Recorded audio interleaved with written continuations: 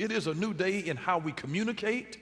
I mean, do you realize that technology has changed practically every industry that you can think of? It has changed how you do business in the grocery store. Years ago, if you grew up in a small town and shopped at the same grocery store, you could go in and those people, many people in the neighborhood had an account at the store. I mean, if you didn't even have to have money, they just would keep track of it at the store and say, yeah, Miss Wilson, she got $25 worth today. And I remember back in the time, my mother would go in the grocery store and get 6 bags of groceries, come out $25. You get a loaf of bread now and a bag of potato chips is $25. You know, I mean, you can just get enough to twirl on one pinky and it's $25 coming out of the store. So everything has changed. Technology has changed the transportation industry. It has changed the hotel industry.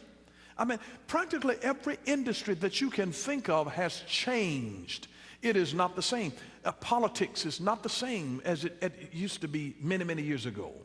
How we do business today has completely changed. How we communicate with each other has changed. It has completely changed. We want to be masters of change, not victims of change, because if you were in a position where you had not changed from the day that you were born, you'd be completely out of touch today, unless you lived in an isolated community where everybody else is the same as you are. But it would cause you to be awkward in knowing how to navigate in this world of ours today. Could you imagine if you had just been born back in the 1940s and then in the 1950s you had been in a coma and you are just now waking up? How much the world would have changed and you wouldn't even have known how to conduct yourself in these times.